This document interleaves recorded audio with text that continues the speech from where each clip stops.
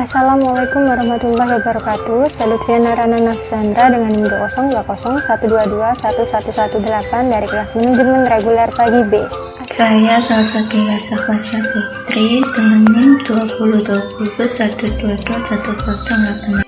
Studi kasus para asar persaingan sempurna. Pusat Koperasi Perajin Tahu Tempe Indonesia atau Puskapti Jateng mendesak pemerintah segera merealisasikan pelimpahan kewenangan kepada Badan Urusan Logistik atau Bulog untuk mengendalikan harga 4 komoditas beras, gula, jagung, dan kedelai. Realisasi pelimpahan itu sangat penting guna mengendalikan harga kedelai, salah satu komoditas yang saat ini memicu isu hangat agar tidak terus melonjak tinggi. Kabarnya saat ini keputusannya masih menjadi evaluasi tim yang dibentuk pemerintah. Kami berharap agar secepatnya direalisasikan, ujar Sekretaris Puskapti Jateng Rifai, Selasa tanggal 4 bulan 9. Dikatakan prediksi Bank Investasi Goldman Sachs tanggal 10 Agustus lalu, harga komoditas kedelai masih akan melambung tinggi.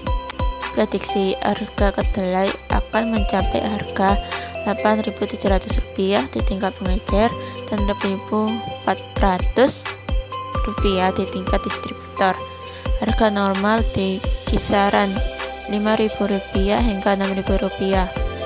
Ketua Puskapti Jateng Sutrisno Supriyantoro mengatakan melambungnya harga kedelai akan menjadi salah satu isu penting yang akan dibahas dalam rapat kerja Gabungan Koperasi Produsen Tempe Tahu Indonesia atau Gakoptindo tahun ini. Pembeli sudah mengetahui terjadinya kenaikan harga kedelai melalui informasi dari media dan meningkatnya harga tahu dan tempe, sehingga mereka cenderung mengurangi konsumsi tahu dan tempe dan kurangnya permintaan pasar, menyebabkan keuntungan yang diperoleh oleh penjual jadi berkurang dan pendapatan mereka relatif sama.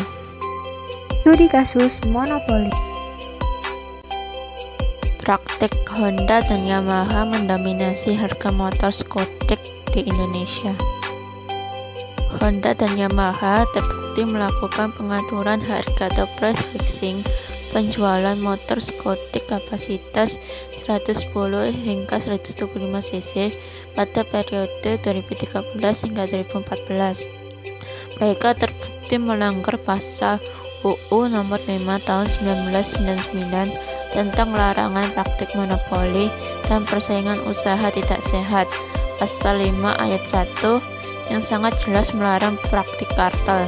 Putusan dikeluarkan pada hari Senin 20 bulan 2 tahun 2017. Honda dan Yamaha sudah menghadap kasus ini sejak 19 Juli 2016.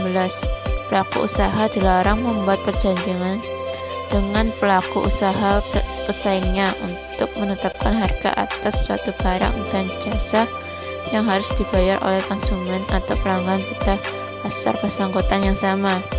Peraturan Komisi KPPU Nomor 4 Tahun 2011 tentang pedoman pasal 5 menjelaskan penetapan harga dilarang karena selalu menghasilkan harga yang jauh di atas harga melalui persaingan usaha yang sehat. Tinggi ini tentu saja menyebabkan terjadinya kerugian bagi konsumen secara langsung atau sebaliknya. Dalam kondisi persaingan yang sehat, harga sepeda motor akan terdorong turun mendekati biaya produksi.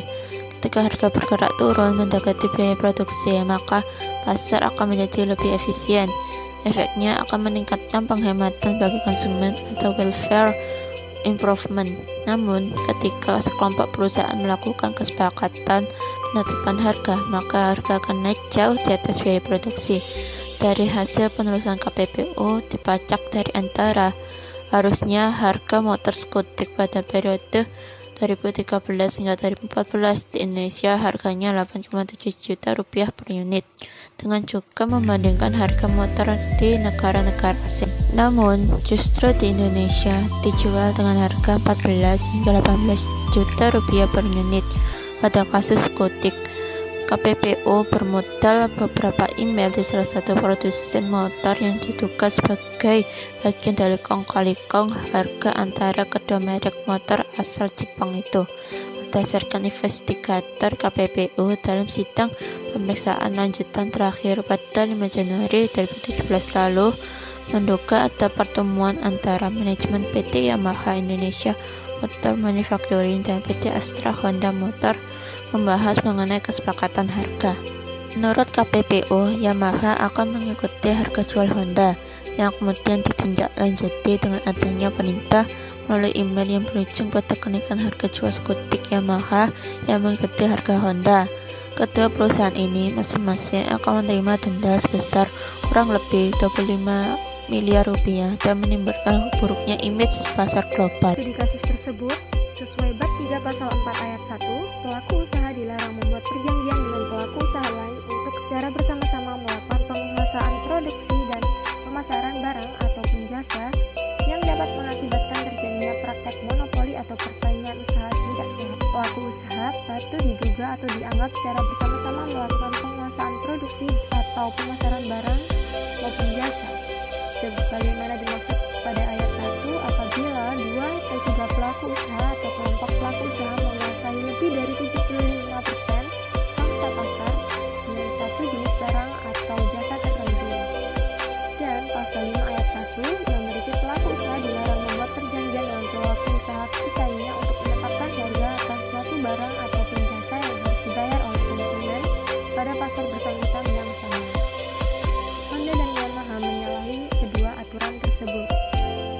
Studi kasus pasar oligopoli. Sebanyak 7 maskapai penerbangan terbukti melakukan kartel harga tiket penerbangan. Pada sidang putusan yang dilakukan oleh KPPU memutuskan bahwa seluruh terlapor secara sah dan meyakinkan melakukan pelanggaran atas pasal 5 dalam jasa angkutan udara. Terlapor yaitu PT Garuda Indonesia, PT Citylink Indonesia, PT Sriwijaya Air, PT Nam Air, PT Batik Air, PT Lion Mentari, dan PT Wings Abadi. Perkara ini bermula dari penelitian inisiatif yang dilakukan oleh KPPU atas layanan jasa angkutan udara Niaga Berjadwal penumpang kelas ekonomi penerbangan dalam negeri di wilayah Indonesia. Majelis KPPU menilai bahwa telah terdapat concert action para maskapai penerbangan sehingga telah terjadi kesepakatan antara para pelaku usaha atau meeting of minds dalam bentuk kesepakatan untuk meniadakan diskon atau membuat keseragaman diskon dan kesepakatan meniadakan produk yang ditawarkan dengan harga murah di pasar. Hal tersebut mengakibatkan terbatasnya pasokan dan harga tinggi pada layanan jasa angkutan udara Niaga Berjadwal penumpang kelas ekonomi di wilayah Indonesia.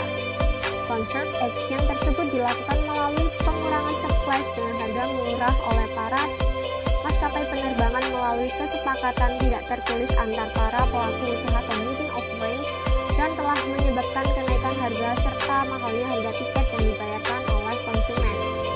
KPPU menilai bahwa concert action sebagai bentuk meeting of minds di antara para terlapor tersebut tidak memenuhi unsur perjanjian di pasal 11.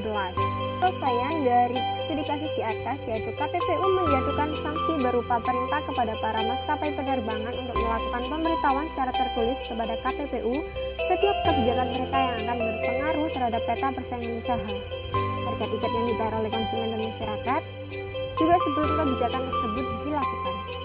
Kemenhub di sepanjang tahun 2019 telah melakukan evaluasi terhadap kebijakan terkait TBA yang sebelumnya adalah PM 14/2016 menjadi PM 20/2019 dan KM 106/2019, di mana penerapan TBA tersebut dilakukan dengan memperhatikan perlindungan terhadap konsumen dan juga keberlangsungan industri penerbangan.